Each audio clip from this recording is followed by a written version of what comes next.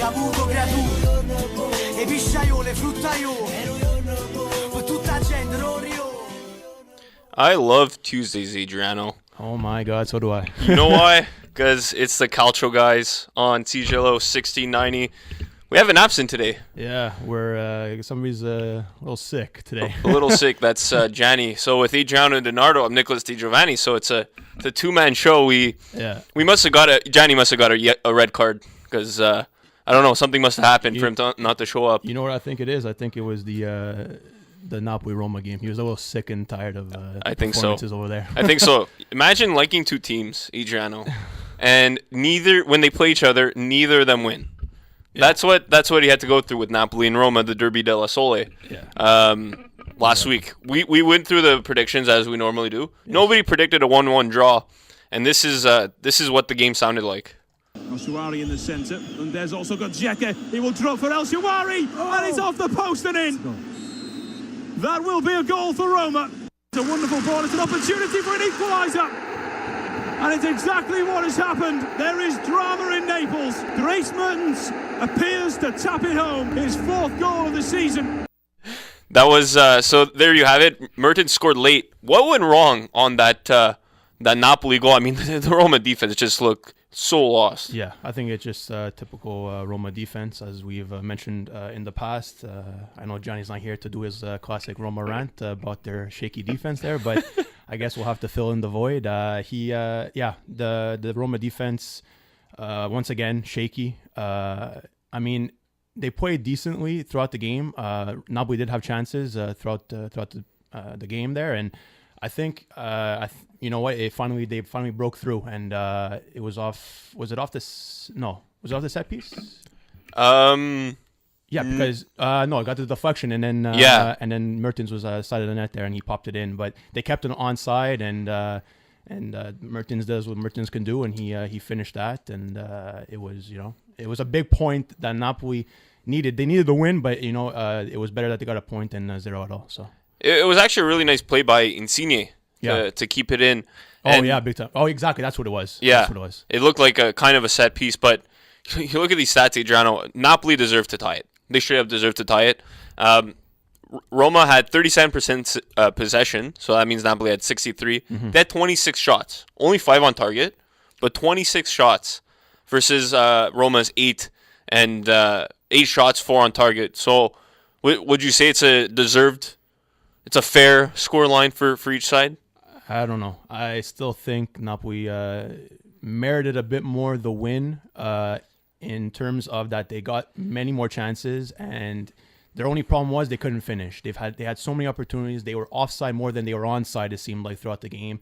And you know what? They just honestly couldn't finish. And sometimes in Calcio, that's how it goes. You could have a million shots on target, but you got to put them in. So that's what it is. And Derby della Sole, that's how I finished 1-1. So Roma, they make me laugh because they go out and beat CSK Moscow 3-0. Yeah. On Wednesday? No, Tuesday. Tuesday. Yeah. They beat them 3-0, and then they play Napoli. I mean, okay, Napoli's not CSKA, but they play Napoli. And it's a different side. I mean, are they going to be one of those teams that they're going to have a fantastic Champions League, and then come league play, they're going to be iffy? I don't know. I would like to see them do good in both competitions, especially in Europe. I mean, us Italians, we try to cheer for as many Italian teams in Europe as possible. Like them or not like them in the league, but you always got to show your colors there in the league, in the Europe. Sorry, I don't know. They've been really up and down, inconsistent throughout Europe in the league. I know they had 2 tough games, in CSK, because CSK is not a pushover team either, and then Napoli on the weekend. So it's tough. I would like to see them be a bit more consistent. They got to really work things out over there, but if they do, I think they can definitely do well. Speaking about Europe, just 1 second. Yeah. I'm having trouble. There we go. Speaking about Europe. By Callahan for Insigne! Napoli in front in Paris! There's still time here for Paris Saint-Germain. Draxler, Di Maria! With a stunner to equalise in stoppage time. Here's Mbappe, now Meunier. And deflected into his own net. Nothing at all that Ospina could do. It's Mario Rui. I switched around the goals. PSG okay. goals. It's okay. Rookie mistake. We got the gist of it. We got the gist of it. Napoli, they go to Paris and they tie a game they probably should have won. Yeah. But I mean, at the end of the day, going to Paris tying 2-2, is that something they're gonna walk away heads held high coming into the reverse fixture at Napoli next week? I think they should definitely keep their heads up high. They did, as you said, they should have won the game. PSG kept it late there and then got the late tying goal. But you know what? It was never easy. It was never an easy fixture against a team like PSG with the stars that they have on their team. So, you know what? As much as they should have won the game, I'm still happy, you know what? They got a result and they didn't lose, because going back to Naples, I tell you, man, it's going to be one hell of a party over there, because the Napolitans are definitely going to be really behind them, and I think that can really push them over the edge in the return fixture. How's your uncle Franco doing? I don't know. Isn't it your aunt's birthday today? It is my aunt's birthday today, so Happy birthday to Aunt Patty. Yeah, Patrizia, happy birthday to you. And so yeah, big game next week. Champions League is huge. Yeah. It's obviously huge in Naples, huge in Milan too. So Inter lost to Barcelona. They lost to Barcelona last Wednesday. So it was Wednesday. You can't do anything about playing against Barcelona at the Camp Nou.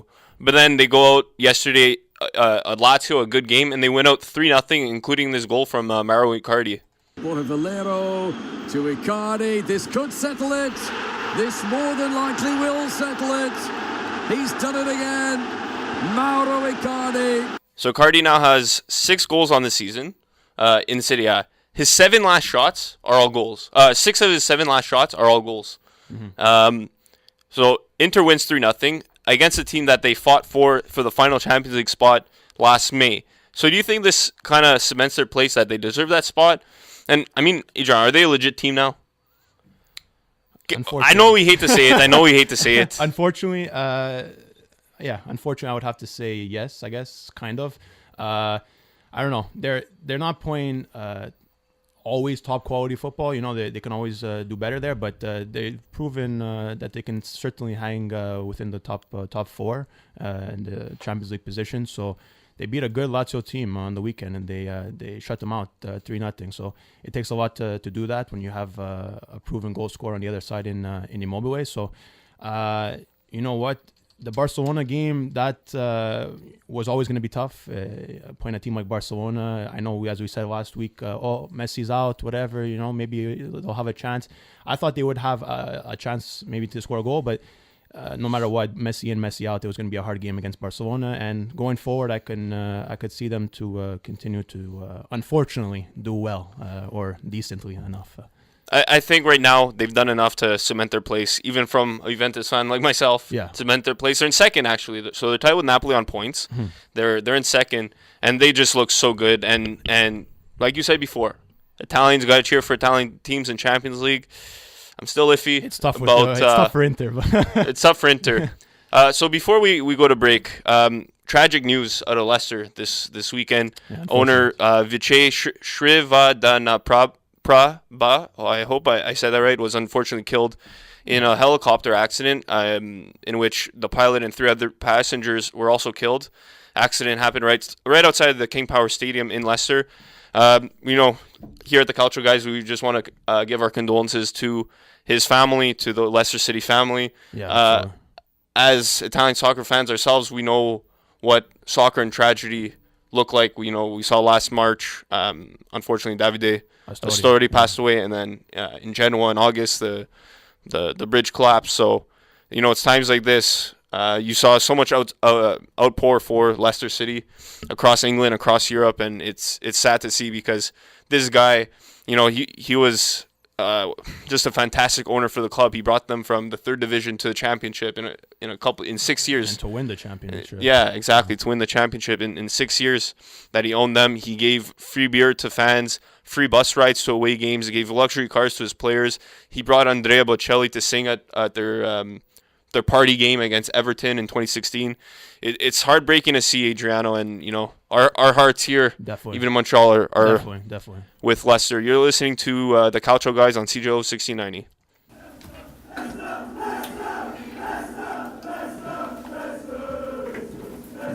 That's crazy. Yeah. At first when I saw the news, I was like, man, I hope he wasn't actually on board, or hope he's okay, hope nobody's, hope it's just a freak accident, Yeah, it was in the parking lot, it was in flames. I was like, no chance anybody's gonna. It's so unfortunate. Yeah, because at first I didn't see the whole damage, but it's so sad. Especially that owner, 2 years ago they were on top of England, and he was so active part of it. I think it was him, his wife.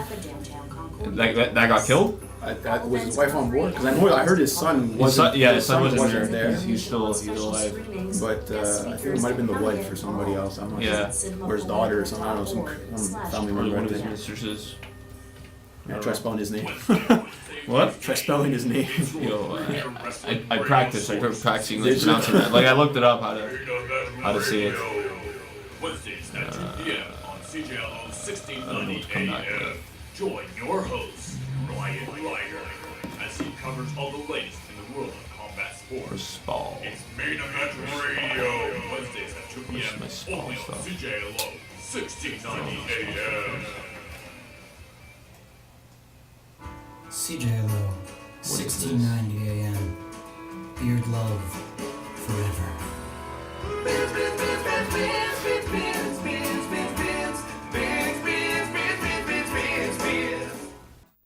Chibson back to Campbell, who's on the outside, got the pace to get away from trying to punch the ball back, and Chano gets his second, and Frosinone go 2 up. Surprise win for Frosinone at Spal this weekend. You're listening to the Calcio guys on C0 1690 with Adreano, Nardo, and Nicholas Di Giovanni. I was about to say with Gianni Del Colle, but he's not here. No, unfortunately not today. He's not here today. So Spal, Adriano, we talked pretty much on their first episode how far they can go up. What happened to them? They've just blown a tire in the past couple of weeks. Yeah, I remember early on of our shows we were talking, as you said, how they were kind of proving a lot in the league, and I think at that point they were in 6th place. But I had remembered that I had said that I don't know how far they can go because they're pretty much a relegation team, give or take. You know what I mean? So they came into the back. They stayed in the league. Was it last year? They were now 2 years now, right? It's their second year back. Exactly. In Serie A. Exactly. Second year back in Serie A. So it'll always be tough. There's so many good teams in Serie A. Everybody can fight. So I don't know. I don't know what's going wrong. They're still stuck on those 12 points over 10 games now, and they're now in 15th place. So unfortunately, they're I don't know, they're slipping up a bit, and they played Frosinone on the weekend and gave them their first win. So it's pretty shocking to me because they actually managed to put 3 Pascal Mies, who's been quite a decent goalkeeper, I would say, throughout the season so far. But it is what it is. Sometimes that's how Calcio goes. You know what? I'm really pissed with them because I have Antonucci, Sionek, and Gomis in Fantal Calcio. Yeah. In our Fantal Calcio league, in which I just don't have any good players. Yeah. And I was so happy at the beginning. I'm like, wow, I have Gomis, I have Antonucci. And then actually I have Piontek too, and he stopped scoring. And then they've just completely lost the plot. This weekend, I had Gomis as my starting goalie. I had Berisha on the bench because he doesn't play much. And obviously, Berisha goes out and gets a 3-0 shutout against Parma. And then other way around for Gomis, 3-0 at home against Frosinone. Yeah. And so they have 12 points right now. They're actually tied with Atalanta, kind of that tight middle of the pack race. And then you look at one team I'm surprised so low, Udinese. Udinese, they're 16th with 9 points, so they're 3 points ahead of Empoli for that last relegation spot. And you look at this team. They have Rodrigo De Paul. They have Kevin Lasagna. They have Seiko Fofana, who's actually played every single minute so far this season. 10 games in. He's a tank. He's a monster. Scuffet in net too. And then Simone Scuffet in net. And what's wrong with this team? Honestly, your guess is as good as mine. They're not a team that deserves to be in 16th position, in my opinion. I think they're a bit better than that. They're usually a mid-table team over the years in Serie A. It's very strange. They played over on the weekend and managed to tie Genoa. Yeah. So I don't know. They're just really not getting the results. You would think it's their offense, their defense. It's really, I think. A bit of everywhere, to be honest with you. They're kind of shaky a bit all over the place. if they can maybe turn things around, I could see them finishing a mid-table there, but that would be pretty heartbreaking to see them go down. I think if they continue like this, if they have, even if they finish the season 16th or 17th, they're going to lose a lot of players if they continue like this, like Fofana, like Lasagna, like DePaul. I think regardless, DePaul is going to end up somewhere else, at least next summer. Potentially. I don't think anybody leaves in the January transfer window, but I don't know. It was one team. I think we were talking about it between us two earlier in the season. I said, I brought up Udinese and I said, they're a team that could possibly fight for Europe, and they've disappointed me, even though they've had amazing kits this season. Did you see the kits they wore against the gold ones? Against Genoa? Just fantastic. Yeah, if their play was just as good as their kits, they'd be in business. They'd be number one right now. For sure. Bologna, they're right down there too. They've actually scored their first 2 away goals of the season. Are you shocked at that? I don't even know what to think anymore about Bologna. They haven't been impressive at all this season. I feel bad for Inzaghi over there in Bologna, but they have shown really not much at all throughout the year so far. Disappointing results, shaky defense, can't score, getting shut out. So it's really been a hot mess, like I would say, in Bologna so far. They managed to pull off a tie against a decent team in Sassuolo, but they need a kind of a bit of an overhaul, I would think, over there in Bologna. They do, and that's actually Joey Saputo's Bologna. Yeah, so Joey, if you're listening, overhaul, please. Overhaul. Montreal Impact just missed out on the playoffs this year. They lost in New England on Sunday. Yeah. So Joey Saputo needs to do something in Montreal and in Bologna. Yeah, but I think he'll work things out. Sure. We'll see. One team who doesn't need to fix much is Juventus. Slipped into the channel for Ronaldo, who's out on that flank for the moment. His cross deflected towards Cuadrado and then turned in by Dybala. And Juventus strike first in Manchester. So that was Juventus last week in Manchester against Man U. They beat them 1-0, which I actually called a tough 1-0 win. You did. On a goal by Paulo Dybala. So now Europe, both Champions League and Europa League, are halfway through. So they're 3 match days in. They continue next week. You look at some of the tables, at least in Champions League, Juventus is going to run away with this group. They're 3-0, 9 points. Man U's right behind them. They're second with 4, and then Valencia 2. Young Boys at 1, a surprise 1 for Young Boys. But then, some of the other groups, are there any surprises to you at this halfway point of the Champions League? Well, I'm glad to see the Italian teams doing well, as I've mentioned before. It's always nice to see that. I'm happy Napoli's standing their ground in a tough group that they have over there with PSG and Liverpool as 2 standout teams in Europe in their respective leagues as well. So Roma as well. They're shocking me seeing how inconsistent they are in the league. It's nice. It's refreshing, I guess you can say, to see that they're actually showing up in a glorious competition like Champions League. So Inter as well. They have no pushover teams in their group as well with Barcelona and Tottenham and even PSV. But I feel Barcelona and Inter are really running away with that group. So as I said, for the Italian teams, I'm happy to see them hopefully advance, all of them, and see where they go from further on. So you look at the Italian teams, and when the draw came out, Inter was put in a crazy tough group. They were put in pot 4, so you expected them to have some tough opponents. But Barcelona, Tottenham, and PSV isn't a pushover. No, I don't think. And Tottenham and PSV both have 1 point. Though those are 2 teams that Inter beat. So at this point, it's a race almost to finish first. And I'm not too good at math, but I'm trying to think now, if Milan beats Barcelona, Inter Milan. Yeah. If Inter Milan beats Barcelona next game, they'd have 9 points. And then if Tottenham and PSV tie, that means that would qualify. Yeah, that would qualify Inter for the round of 16. Oh yeah, I think they'll definitely make it. I think so. Seeing how they've been playing, I think they can make it past. Will they come first? I don't know, because there's still Barcelona to overtake there. But if not first, they'll definitely, I think, finish second. I think so. And same situation with Napoli. It's a shame that one of Napoli, PSG, and Liverpool is gonna have to play in Europa League. Yeah, scary. come February. At this point, PSG is actually in that Europa League spot, which is mind-boggling because so many players have went to PSG saying they want to win Champions League, like Buffon, like Dani Alves, Neymar too, and now Napoli's surpassing them. Okay, there's still 3 matches left. They still have to play each other one more time, so that's next week at the San Paulo, and then Napoli hosts. They're gonna host Red Star Belgrade. They need a result. They need a win. They need to win that game. They need a result. And then they're gonna be at Anfield against Liverpool. So it's a tough group. Liverpool with 6, Napoli with 5, PSG with 4. So it's anybody's game. And then same thing with Roma. Real Madrid, just terrible season. They got beat 5-1 in El Clasico. Oh Julian Lopetegui's out. Is Antonio Conte maybe sneaking No, in? no, they hired somebody else. I forget his name. Okay. Yeah, they're not going with Conte. And so they're at 6. Roma's at 6 in second, and then CSK is with 4. So it's still not over. It's anybody's group. Yeah. Out of those 3 teams, anybody could finish in Europa League spot, and anybody could finish first.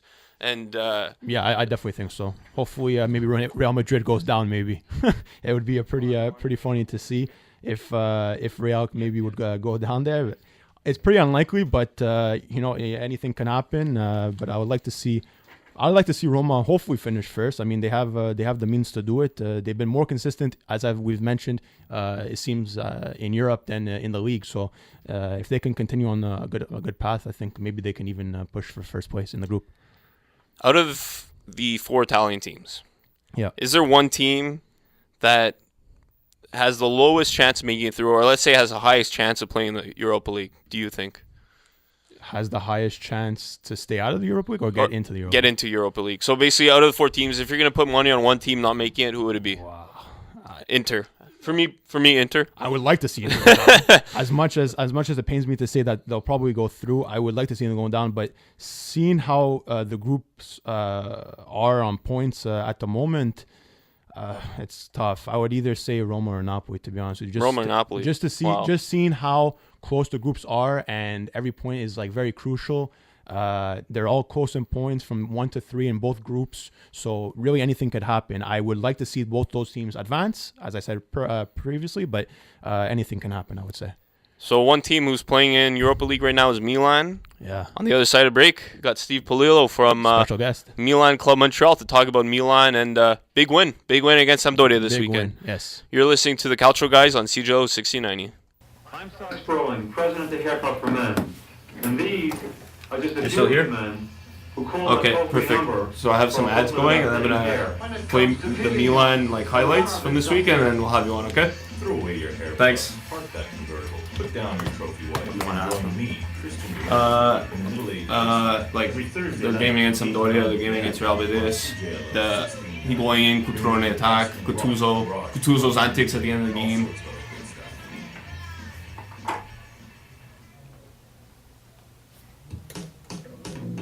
Blank scoop. We're all out of scoop. I love his hat. Hello. Live Van Super. We're gonna start with the Real Betis. Sampdoria. Suso, one-on-one with Udo, checks inside, Suso, good ball, and there's the header, and there's the opener. It's Patrick Cutrone, marking his first start of the season in perfect fashion. Lovely skills by Quagliarella, driving forwards now for Samp. Can he pick out Saponara? He can. Here is the Italian, checking inside, Saponara! Oh, what a finish! Take a bow, Ricky Saponara. Higuain, nice link up by Cutrone. Higuain, can he finish? Yes, he can! Milan back on level terms, and it's that man, Gonzalo Higuain. Saponara on the turn, looks up, picks out Quagliarella. Oh, that is fantastic! Suso now, one-on-one with Sala, checks inside. Suso, rush, big strike! Oh, that's brilliant from Suso! Pick that one out! And there it is! There goes the full-time whistle! Milan stop the rot! Suso, the saviour for Milan, and Gennaro Gattuso. So there it is. Milan beat Sampdoria 3-2 on the weekend. This is the Calcio guys with Adreano and Nardo. I'm Nicholas Giovanni, and we have Steve Polillo on the line with us. Steve, how's it going? Very good, guys. Thank you for having me on. No problem. It's our pleasure, Steve. You're vice president of Milan Club Montreal. So when I play those highlights, what do you think of? I'm relieved. It was a very, very stressful game, to be very honest with you. So I have to say the best way I could describe it is relieved. We did suffer. New formation, so 4-4-2. Gattuso finally decided to play Higuain and Cutrone together. But I can best sum it up as relieved. So seeing as they finally changed formations, as you said, Steve, how do you find the 4-4-2, Cutrone and Higuain playing up top with many people saying that they can't play together? Me personally, I think they could. How do you find that their play on the weekend? Yeah, so I've been a big fan of the moving to a 4-4-2 and away from the 4-3-3, just because Higuain and Cutrone, Higuain just because of his class, and Cutrone because of his heart and how he plays for the shirt. I think he deserves a starting role, so 4-4-2 would be the safest bet. We have to just manage our expectations as Milan fans. A new formation, it's going to take time to adapt to it if he sticks to it. We saw at the end of that game, he reverted back to what he loves, the 4-3-3, just to close out the game, which I don't mind. But to start the game, I think the best thing for all Milan fans is let's manage our expectations. That was game one. We can't think that we're going to let in 2 goals every game and win and pick up 3 points, because that's going to just be ludicrous. And if we're honest with ourselves as Milan fans as much as we can, we know we love the jersey, but letting 2 goals in like that and against a better quality side, we're gonna come out of there with 0 points, right? So manage our expectations, make sure that I guess he works on that 4-4-2 in his practices and gets everybody comfortable to it. And I think it's going to be a success. And I think that Higuain and Cutrone can play together. We've seen them now at least on 2 occasions be the assist man to each other's goal, right? So I think that partnership could be detrimental to Milan's season going forward. So you're talking about letting in those 2 goals. Letting in goals has almost been a theme of Milan. Only 1 clean sheet against Durlang in the Europa League, and that was Pepe Reina. So Donnarumma hasn't had a clean sheet for Milan yet. I mean, Steve, who's to blame for this? Is it the defense? Is it Donnarumma? Is it a bit of both? Yeah. So you guys are taking up the role of Vince, my partner on Milan Weekly Podcast, and Marcello, the president of Milan Club Montreal. You guys know how to push my buttons, and I knew that question was coming. So of course, Steve. Look, guys, I can't be more honest than that. When Saponara tied the game at 1, I was infuriated because we need Donnarumma to make that save. Now, clean sheets are one thing. Yes, it's good for the confidence. Am I worried about not having a clean sheet? Yes, I am. What I'm more worried about is that Saponara shot, guys. Let's face it. 10 times out of 10, he's got to make that save. Those are the game-changing saves that we want this keeper to make so that it's not 1-1 and the momentum doesn't shift. There's so many things behind that save. Now, I'm pretty sure people who listen to how I critique my own team are saying, yeah, you never played, and who are you to say that he can make? That's a hard shot to save. Guys, let's be honest with ourselves again. And that save, Buffon made a living making that save. The keepers from all the other top 4 clubs are going to probably make that save 9 times out of 10, and we need Donnarumma to step it up. Whether it's by clean sheets, whether it's making that save that keeps us up 1-0 or 2-1. But at the end of the line, guys, after Wednesday's game, we could possibly be, and I can't even believe I'm saying this, in the top 4 without keeping a clean sheet in the Serie A calendar. That's just unheard of. I would have never thought. If you would have told me that at the beginning of the year, I would have said you're crazy. Yeah, I would definitely agree with you there, Steve. I guess moving away from shaky defense, Donnarumma, no clean sheets.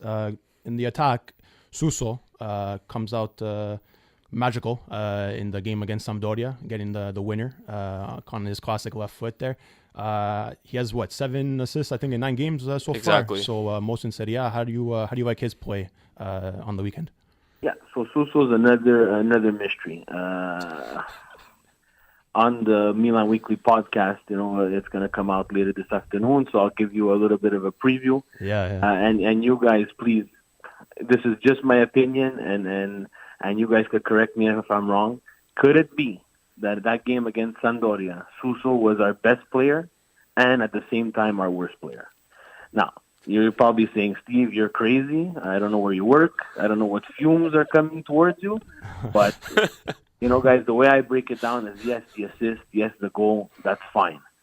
But at a certain point near the end of the game, we needed to close out that game. And he was terrible. He was being a little bit selfish in terms of what we needed him to do to close out the game. Counterattack with Castillejo. He gave a terrible ball. A ball that you see I see sometimes in my son's league where you just put your hands to your head and say, "Come on, please! This is a professional player that needs to be at the end of in the back of the net." And those things there are why I say he was not our. And look, I'm paraphrasing and I'm saying, look, our worst player. I'm saying, but he could have cost us there. If that's another situation, another scenario where let's say we're tied 1-1 or we're up 2-1 and we miss that chance where we're gonna close the game. You all know, Adreano, I know, sitting there laughing. We've passed it through. We've passed by this story with Napoli where we couldn't close the game. Yeah. We did the same thing against Atalanta. We couldn't close the game. It's something that's continuously happening, right? And I expect if he wants to be our best player, he wants to be the face of Milan. He needs to clean up his game too, right? So he's a mystery to me. I like Suso. I wish he would just understand that we need him to be dangerous. And, he is a one-trick pony. We all know what he wants to do with his left foot. He still has the ability to do it, but now he has Higuain in the box. So 9 times out of 10, we want him to get that ball to Higuain, so. Yeah, I would definitely agree with you there, Steve. Even, as you said, best player and worst player at the same time. I think it's been more of a bit of inconsistent because you see last week in the derby, he was nowhere to be found. And then against Sampdoria, he comes out to play. So I think it's more just being consistent and knowing his role offensively, defensively. And I think he'll be able to really be a key asset for the team there. But I think just even for Milan going forward, it just classic not closing down games. As you mentioned, what do you think can be done to be fixed? Is it Gattuso or is it the tactics? What do you think? I think it's a bit of both. I think Gattuso has made his mark as a man manager, right? So yeah. He's not going to give us a lot on the technical side, and I think we can live with that for the time being. But I think he needs to instill that culture where Milan, we're not the Milan of the 90s. We're not the Milans of the early 2000s. We don't walk into a stadium and we automatically think just because we're Milan, we're going to get 3 points. Absolutely. That time, unfortunately, is behind us. Now, these new players and younger players need to build up that reputation again. And, I pick on Suso, but if he wants to be the face of Milan, in the derby is not a game to take a day off. Absolutely, it's just unacceptable. And you saw the fans and everybody, and then to come out against Real Betis and lay another egg and have maybe the worst 80 minutes that I've seen Milan play in a long time. And when I say long time, that's that's including the Kevin Constant and the Herbie Emanuelson days. God, yeah. That's something to think about. But tactics and the manager are both going to play a big part in this revolution for Milan. But it's the killer instinct. You see a team like Juve, which is obviously on another level. When it's time for them to close a game, they're going to close the game. So they don't change the way they play. They will continue to bring it, and they will close out the game, and you will not even know that the game's over, and you're down 3-0. For sure. Out to Castillejo. Castillejo can square the ball. The ball is turned in by Cutrone. The substitutes at it again. A roar of relief around the San Siro. This ain't over yet. Higuain through to Castillejo, who goes down. Screams for a penalty. Cutrone's howling for it. Higuain's harassing the referee for it. But Milan are not going to get it. Did he get the ball? Did he get the man? Did he get a bit of both? I don't think he got much of the ball at all.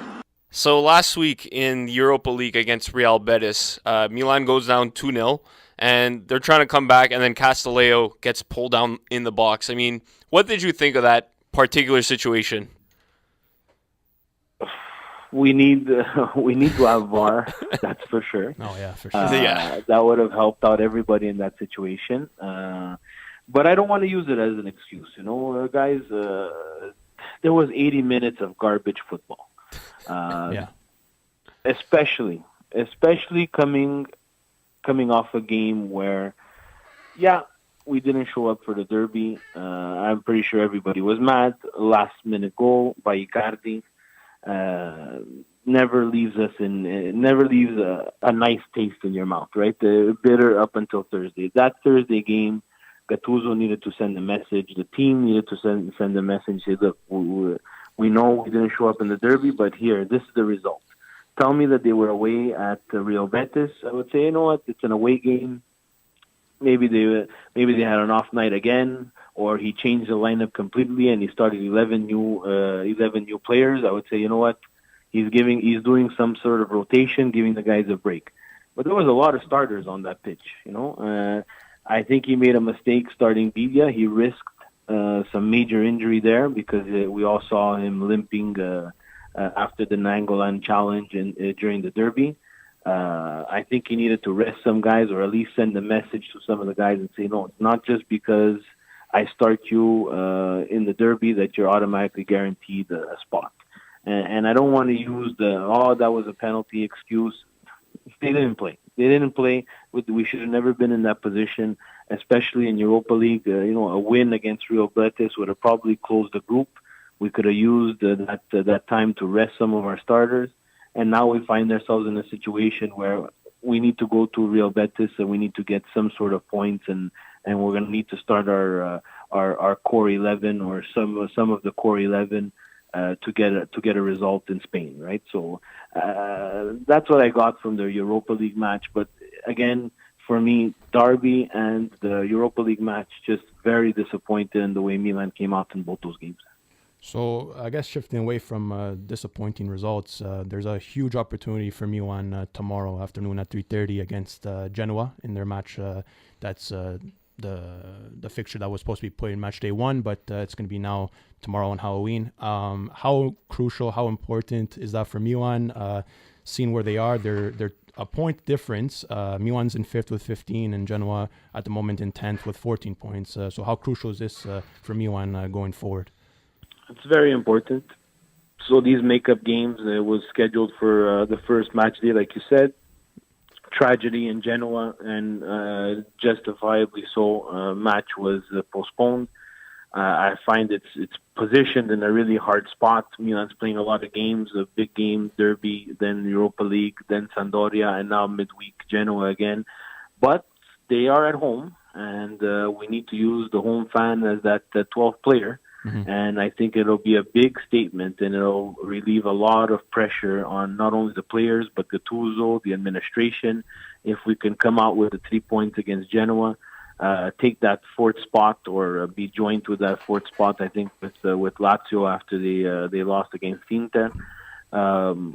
It's really crucial because this team, Milan, and Adreano and I, when we get together for Milan Club Montreal, he knows I complain to him about how fragile they are. Yeah, they're almost like a little kitten. It's like they're a little kitten, and they're gonna grow up to be lions, but they're little kittens, right? So Gattuso wanted 11 lions. Yeah, we didn't get 11 lions on the field against Sampdoria, but now against Genoa, they need the ones that didn't become lions need to go up from kitten to lion. Absolutely. And so Milan Club Montreal. Steve, did you have the chance to read my feature about it in the Concordian? Of course I did. You think I would come on your show and not read or watch the video from the interview that I was on? Yeah, that's it. You look good in the video. I wanted to thank you and everybody else at the Concordian for giving us the opportunity to talk about Milan Club Montreal. Of course, everybody who's listening on the radio, and you look at the video that the guys put together for us, I'm the good-looking one. Everyone, I'm the good-looking one. Absolutely. It was a pleasure. I got to watch a Derby della Madonnina with a bunch of Milan fans and write about it, so I enjoyed it. A little name drop for the Concordian. You check that out on theconcordian.com. The Concordian has its own radio show tomorrow at 3 on CJLO. So thanks a lot, Steve. We really appreciate it, Steve. Thank you, guys. Thank you for having me on, and Forza Milan all the time. Absolutely. That's it. Ciao. Anyway, you're listening to the Calcio Guys on CJLO 1690. It's the 21st edition of the Montreal International Thanks, Documentary Steve. Festival, Right. RIDM. Ciao. Discover more than 150 documentary That was films good. over 10 That was good. days. Bold, challenging, and audacious Told you, there's a national barrel of and laughs. There's no contender, but they're gonna be lions. Cinematheque Québécoise at Festival's HQ. Meet filmmakers and industry professionals from There's not many good games in Serie A this week. From November 8th Oh, to boring. 18th, join us for the RIDM where all stories meet. Check us out at ridm.ca. What, Lazio Spal, Fiorentina Roma, Udinese Milan. Hour on CJLO. So Saturday's games are still with the time change, and then Sunday's games are back Every tomorrow. Friday from 5 to 6 p.m. The Groove. Samp Torino, I mean, I won't. What? Samp Torino, I mean, it's kind of wishy-washy there. Yeah, exactly. Excuse me. What, Juventus Is that your Cagliari? real voice? I think Fiorentina Roma is Yeah. the bigger game, probably. We didn't do a yellow card of the week or MVP, so we'll do that. What? For like the past match day. You know what you're doing? What? You know what you're gonna get to? We'll decide. The ref in Juve, I'm sorry, that was not a penalty.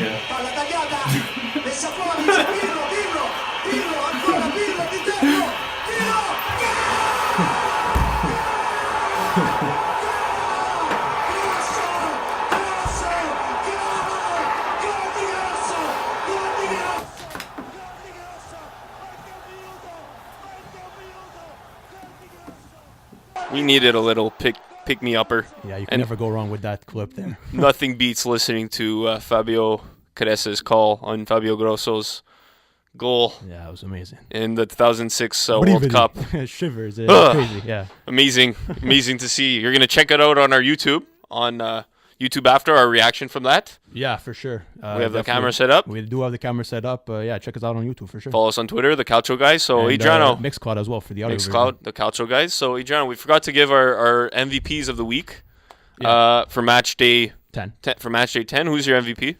For me, hearing all that Milan talk really got me, true to my colors. I'm gonna have to give it to Patrick Cutrone, the man, the kid, I should say, 20 years old. It's just been phenomenal. His first start of the season, and as Steve says, he really plays for the shirt and with a lot of passion. And Gattuso says there needs to be all his players with Cutrone's mentality, and they can go far. So. Me personally, with the crucial goal, Mr. Europa League as well, getting yet again another goal in Europe for a young kid like that. It's just amazing to see. It's refreshing to see. I hope he continues to start in the new formation with the 4-4-2 for Milan, and he'll definitely be on his way. For me, it's got to be Ronaldo. I mean, you look at the way Juventus played in the first half against Napoli, and Empoli, not Napoli. Yeah. And they just looked so bad. They made Empoli look like Juventus, and they looked like Empoli themselves. Yeah, I mean, and they were just down, especially 1-0 too. So with Ciccio Caputo.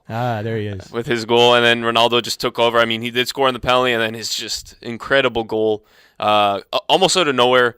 I mean, that's why Juventus signed him not only for Champions League but also to lift them out of these tough games in the Serie A. So we usually give it's gonna be our second week doing it, yellow cards of the week, because Gianni's not here.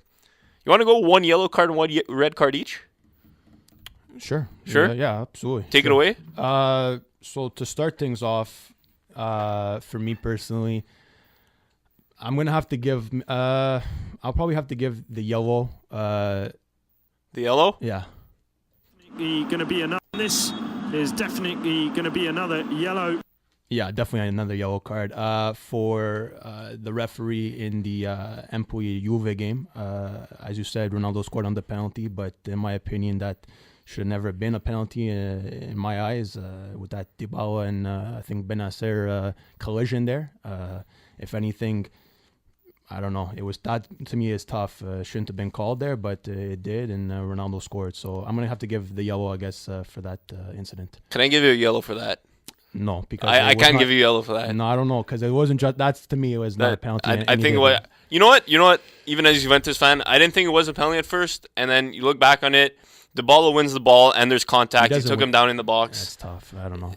They We'll be arguing forever, so we can't even. They didn't even need VAR. So, yeah, I mean, I was surprised. I actually went online. I love reading comments on Facebook, Instagram, and all that. Yeah, the fans are crazy. Fans were actually saying rigore netto, so clear penalty. Even the Interistas, probably the Napolitans too. I don't know, but for me personally, I'm gonna have to give a small yellow card. And he now sees a flash of yellow before his eyes. So I want to give a small yellow card to Lucas Castro. So he scored for Cagliari against Chievo. So the game's in Cagliari, and you know how foreign players usually don't celebrate against their ex-clubs for some. That's a bit sometimes debatable. Yeah. I wish he would have celebrated. I know it's an unpopular opinion. Most of the time, when you score at your former club, you shouldn't celebrate. Shout out to Leo Bonucci. for sure. And but Lucas Castro, it's in front of your home crowd, and you just scored an insane goal. Come on, man. You could celebrate every once in a while. Yeah, I don't know. I agree with that. The passion should come out. You know he actually has a song out? Yeah, release a single? Yeah. Yeah, I think so. Maybe we'll play next time. We'll play next time out. We'll so you have to tune in next week to listen to it. Absolutely. So I guess going on there, me personally, again, going forward, I guess maybe for my red card of the week, I'm going to have to go for the whole, I don't know, Lazio defense, Lazio team in general. They've laid an egg against Inter, those snakes. So I couldn't believe it. I really thought that would be game of the week. Going as we said last week in our show last week, I thought Lazio Inter was going to be the game of the week. It just, to me, after seeing that, it wasn't. They fell flat. They let Icardi be dangerous, and you got a Dobbietta there, and they scored another one with Brozovic. So it was 3-0 in the end, and Lazio's defense, just was shaky, leaving Icardi, one of the deadliest strikers in Serie A, if not even Europe, free on some of the goals there. To me, it was just very, very disappointing for Lazio. So I'm going to have to give the red card for Lazio's defense. And the red card is out. The red card was out for Lazio, and I'm going to give it to Spal. You're giving it to Lazio, I'm giving it to the other blue and white team. Yeah. The Spal, like we discussed earlier, they were just so bad. You're in front of your home crowd. You're against a team that hasn't won in the Serie A yet this season. It's a bottom of the table game, and they just blow it. They lose it. This is a team that had expectations almost in the first few weeks of the season, and they just disappointed me so badly. And I want to see them do well, especially when they have guys like Petagna, Poloski, and Antonucci up front. And it's just, come on, man. That's a straight red. Yeah. This is going to be a red card, and is that going to change the course of the game? So Matchday 11, not too many good games coming up in the Serie A. Obviously, the biggest one, you look at the standings quickly. Fiorentina and Roma. Yeah. Fiorentina, Roma. I would probably say, as you said, there's not many great games this week, but in Serie A, you can never take any of these lower end games too lightly. For Roma to bounce back from their draw, what do they have to do against Fiorentina, who are also coming off a draw? Yeah, fix up the defense. Their inconsistencies offensively too. They scored 3 against CSKA in Europa League, and then they can't do much in the league. So if they can, fix things kind of on both spectrums, on the defensive side and offensive side, I think they can definitely get a result against a good Fiorentina team. But even Fiorentina, I mean, they had an awkward game on the weekend against Torino, that 1-1 draw in the rain in Torino. So Lafont actually had to bail them out. Yeah, but was it his own goal that costed them? I think that's what ended up happening. So it was kind of just a shaky game, I find, throughout. No, I think was it Nuncolo who scored?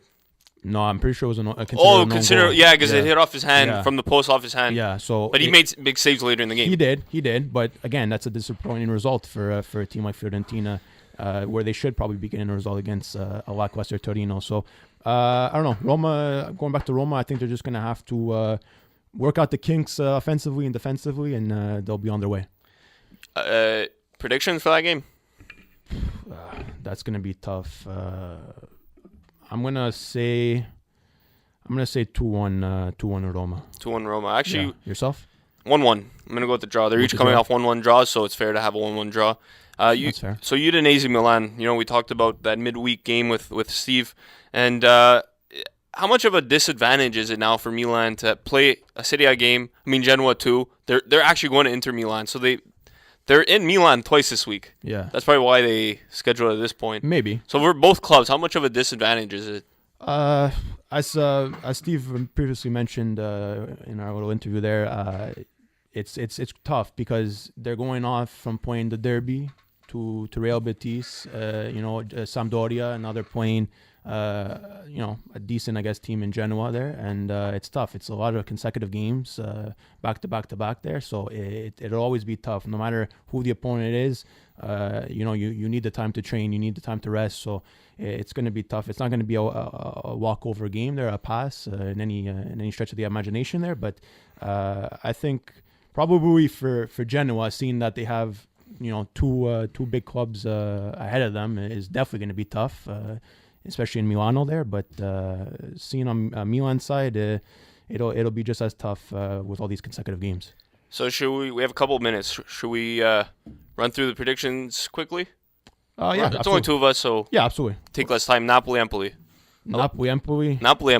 That's a tongue twister there. I personally think Napoli has to destroy Empoli. I mean, you know what? They got some, a couple of ties, a couple of draws, and I think they'll definitely pull off a victory. I'm going to say 2-0.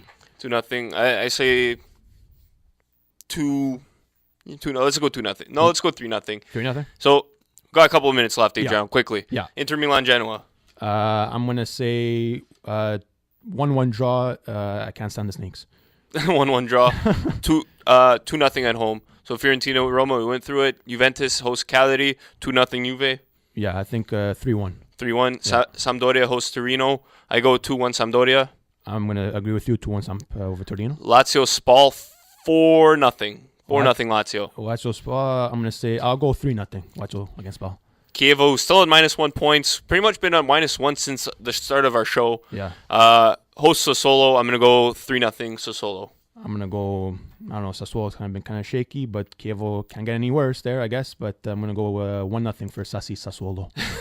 Parma Frosinone, battle of newly promoted teams. I'm going to go 1-0 Parma. I'm going to go with the 1-1 draw. Bologna Atalanta in Bologna, 2-1 Atalanta. I'm going to agree with you there. I'm going to stick with the 2-1 and then for Atalanta. Finally, Udinese Milan. I mean, if their offense can wake up, they definitely could pull it off. I'm going to pull maybe their first clean sheet of the season for Donnarumma. I'm going to go 2-0. 2-0. I say 2-1. Udinese hasn't been too good, so 2-1 Milan. That's fair. That's so that'll do it for us, Calcio guys. We might have a huge guest next week. We might, yes. We might. So definitely stay tuned. Stay tuned. You got the Techno Snob next with Erica Morris. Starting rotation, and with Matthew O'Hayan is right after at 4. Yeah. Big lineup of today, yeah. Concordia journalism students. Yeah. So definitely keep tuned. Keep the buzz going. Calcio guys, YouTube, Twitter, and Mixcloud for the audio versions. And we're happy to bring you Calcio on Tuesday afternoons. So that's for Adreano Nardo and Gianni Del Colli, who's not here. I'm Nicholas Di Giovanni. Thanks for listening. Ciao.